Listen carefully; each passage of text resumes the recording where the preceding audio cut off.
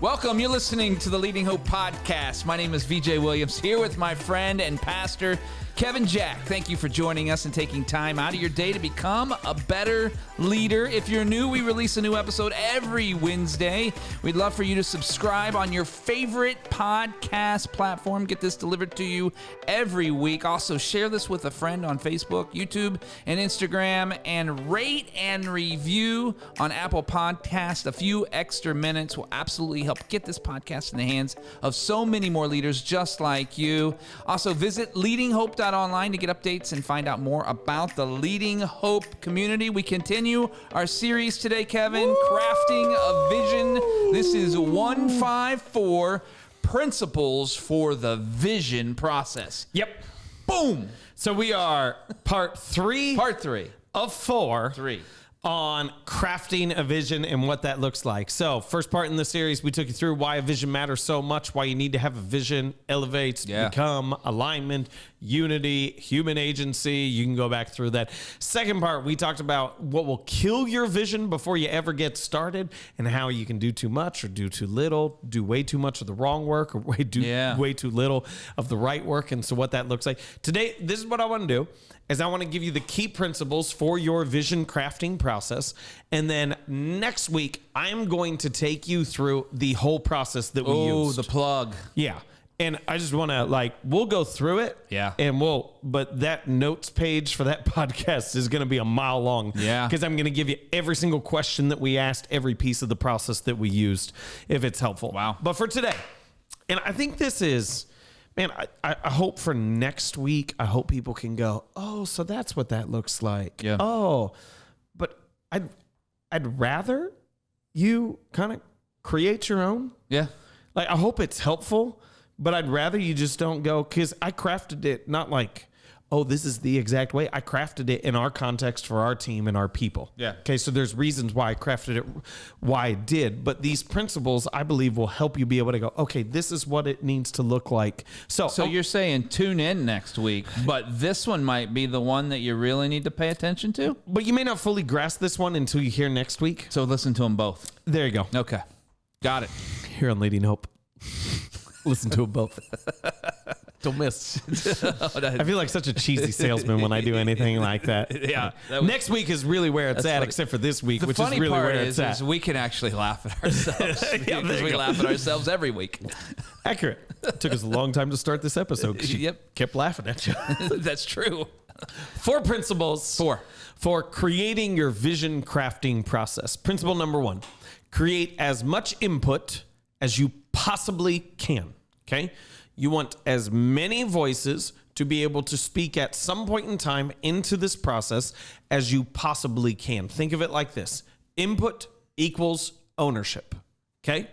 People will not own something that they haven't been able to speak into. Input always equals ownership. Even if their feedback and input is not helpful, the process of allowing people to speak into it is helpful and important. So how can you get input? I believe you need to create avenues to listen. Listening groups, surveys, lunches, 1,000 other things in the world. You grasp that there's 1,000 different ways for you to get input. We'll talk about kind of where you need different levels of input next week and what that looks like. But to really think through to go I believe that as you're creating these avenues for input, you're looking for input over identity and the future. Who are we? And where do you think we're headed? What do we value most? What opportunities do you see? So identity now, who are we now? And where are we headed in the future? I could phrase that 1,000 different ways, okay? Identity, values, identity, mission, identity, focus, identity, what are the stories that stick most with us? Vision, opportunities, vision, what's new, what's different, vision, what's exciting, vision, what's our calling, what are we compelled to do? But that is what you're really looking for in terms of input. And this will give you some good ideas, some data points on what is, but it will not give you the vision. Okay, yeah. Is again, well, we created this avenue for input, and we're still not sure what we're gonna do. You won't, you won't. And here's the, I don't mean to say this in a demeaning way, okay? the vast majority of people aren't good at thinking long term. Like that is a skill that I believe is somewhat innate, but it's also a skill that needs to be developed over time.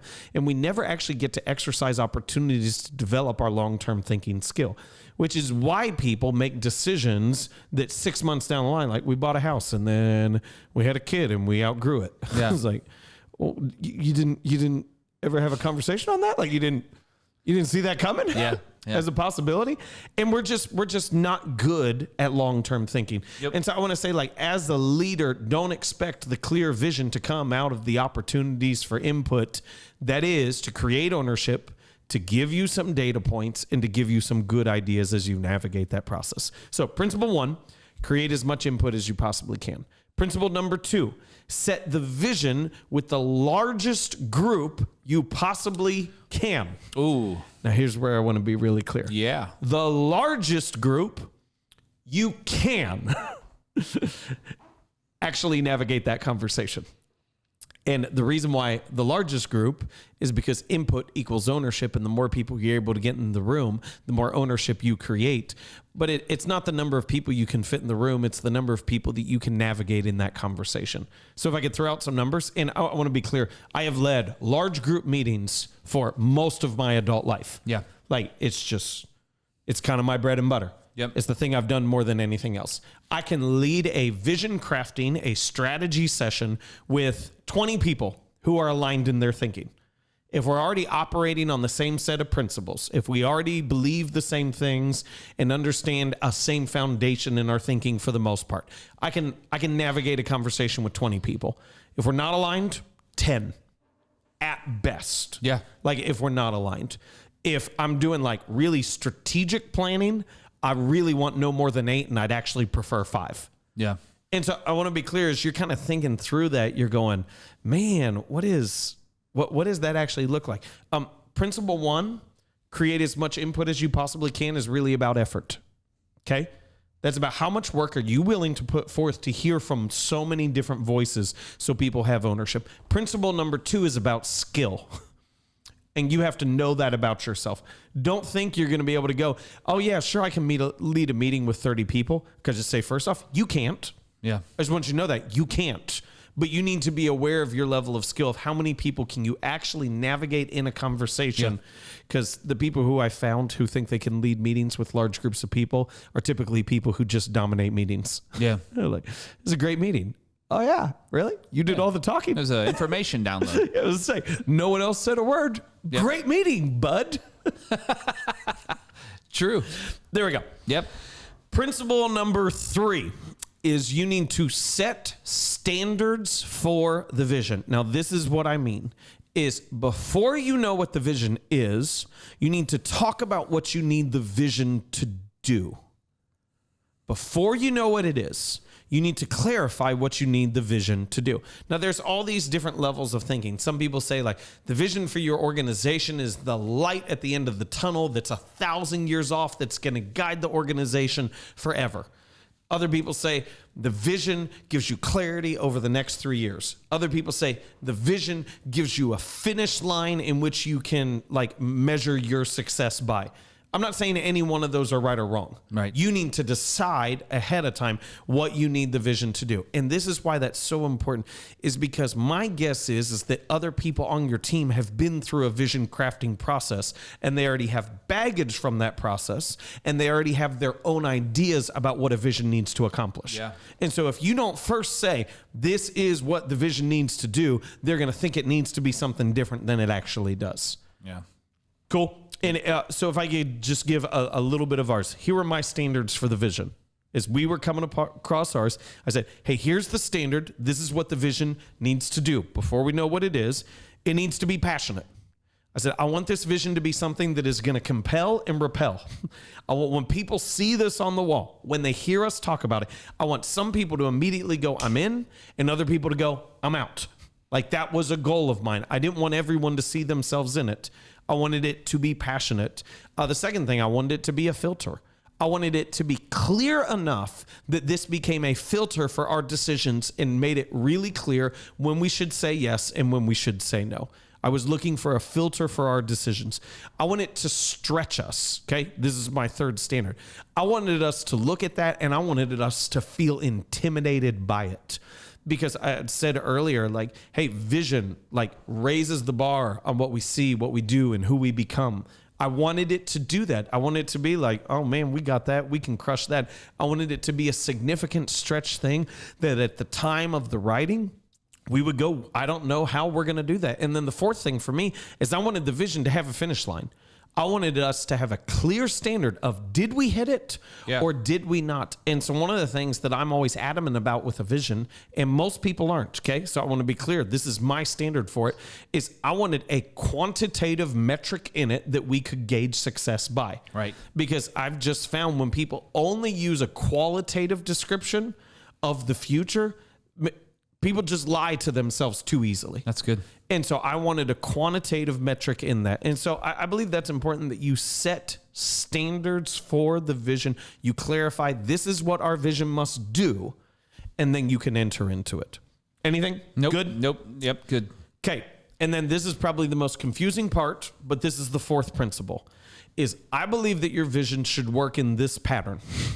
And this may be different, okay? If you don't agree with me on the finish line, if you don't agree with me on the clear metric, you may go, I actually don't like that. Okay, that's fine. You have freedom to abandon the fourth principle. I don't think you should abandon the first three, okay? But I believe that this is the pattern you should work and think in terms of your vision, and that is problem, focus, metric, inspiration.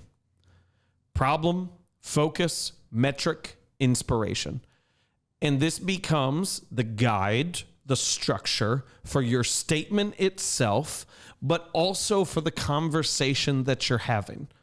And instead of simply starting of what should we do, you need to answer what problem are we trying to solve? That's great. What's the issue that's at stake? Yeah. Because part of that is that clarifies the vision and makes it clear. The other thing is it drives urgency for your action because you realize there's something wrong that you need to go after. So first, problem. Second, what's our focus? Okay, if this is the problem that we're called to solve, if this is the wrong that we're called to make right, what is the thing we actually need to do? For me, the third one is metric, is I believe we should tie that in. What will be the indication that we've achieved it? You may just throw out metric and you may say evidence if you don't like that as much. And then the fourth one is inspiration. And this could be, why does this matter so much? How is the world different, better? And I think that when you write your vision with these four in mind of problem, focus, metric, inspiration, problem, focus, evidence, inspiration. But it also helps that conversation when you actually get in the room, which we'll talk about in the next episode. But like when you get that, set the vision with the largest group you can, what do we talk about? How do we go about this? If you just go, all right, what do we want to do in the next 15 years? I believe you just run through this iteration. Problem, focus. What could be the evidence? Why does this matter? All right, let's go back. Let's more clearly define problem, focus, metric. And you just keep tackling those questions over and over again.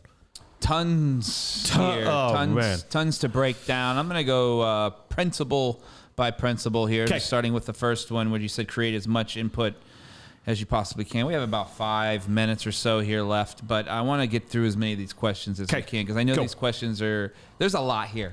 Like if someone's really starting this out for the first time, or maybe they've done it a few times and it just hasn't come out to the outcomes that they expected, that it didn't really drive the organization forward, or, maybe it's stunted growth or whatever.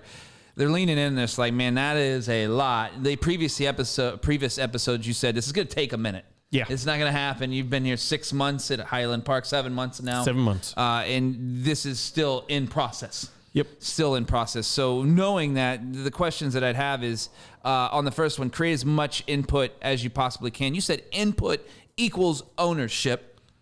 All in on that. Like more people at the table giving the ideas is great.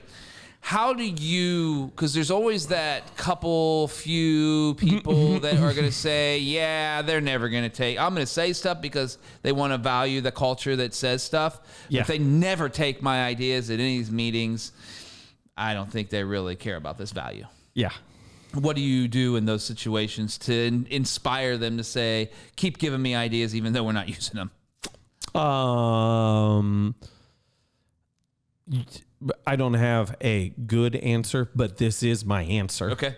Is people who have a victim mentality from the start as part of the vision process are naturally going to bow out, and that's okay. Gotcha. So don't worry about that if that's their viewpoint. And some people may look at that and you go, no, that's not the case. That's not the case. And the reality is some of them may have just been through a bad experience. Sure. Where their vision, where their ideas, they had good ideas. Right. That really no one cared about. Right. And so they're concerned about committing their time to something that they're afraid is meaningless. Yeah. That's different from the person that it doesn't matter what environment they're in. They have the mentality, no matter what idea I give, it doesn't matter. Yeah. Does that make sense? So Yep.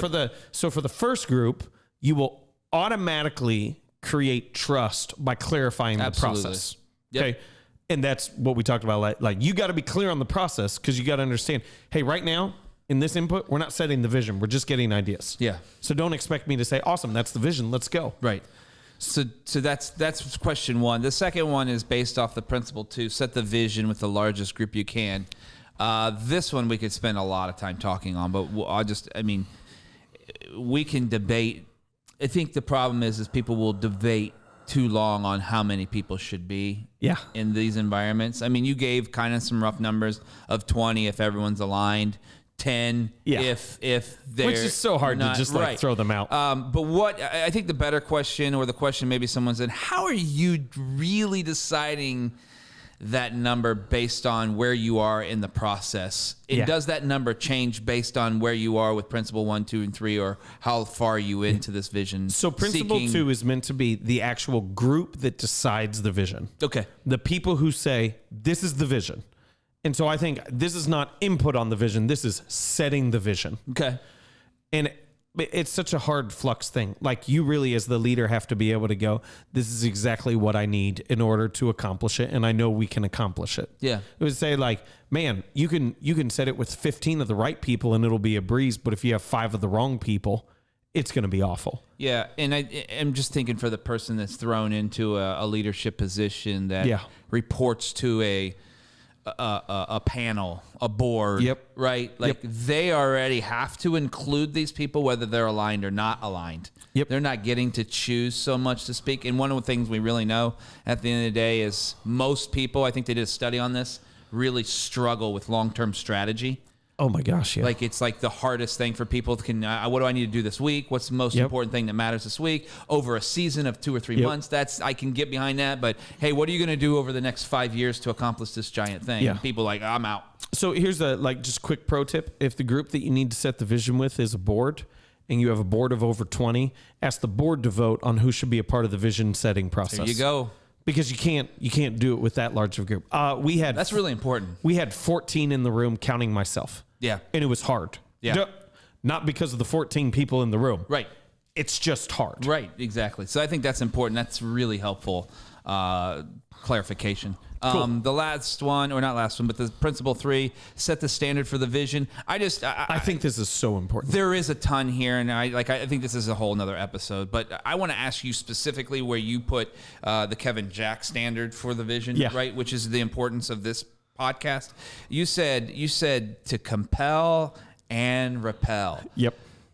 Someone is going to struggle with that. Yep. Because they're like, I need everybody on board to move this ball down the field. Football analogy, because that's what this whole thing's been about, right? I need everybody. We had to get at least one football analogy in on this episode. Everybody needs to be a part of this play that we're about to run, or we can't advance this as far. But you're saying, not necessarily. I need something that will compel a lot of people, but it possibly will repel. Yeah. Explain that a little more, because I think someone might need some more meat on that bone. When we read the vision to the group that worked on it, they immediately started cheering. It wasn't like I read it and I'm like, how awesome is that? Yeah. Like I'm finishing the last words and you can hear the room like, woo, oh, yeah. And then just broke out in applause and people are chanting. And it's like, we're 8 hours into a vision setting process. Right. People are exhausted. Yes. And they're cheering. I just don't have any interest in being part of something that I'm not excited about. Right. And I'm not going to be like, there's no excitement to it if it's so generic that everyone Does that make sense? Yeah, absolutely. That people If are it's just like, going to inspire passion, it's also going to turn others off. Yeah. And so if you want something that everyone will be a part of, you give up passion. That's great.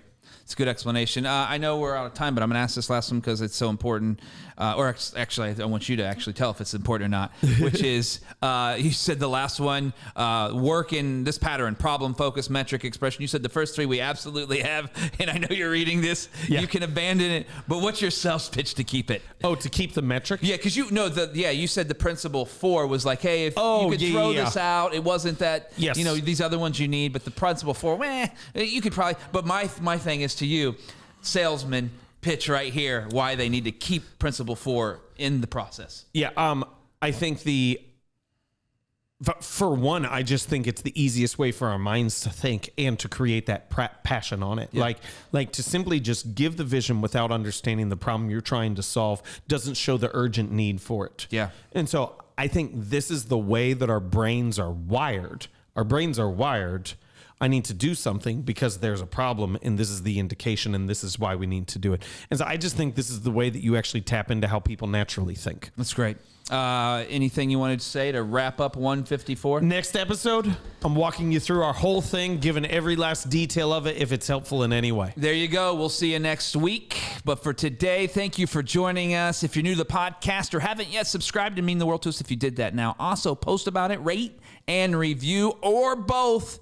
You won't believe how that helps get this in the hands of so many leaders just like you. We love hearing your stories of how the podcast is helping in your business or your life. If you have a story, visit leadinghope.online and send that to us. We would love to hear from you. And remember, everyone has 20 minutes to learn to become a better leader. Make it count. Woo!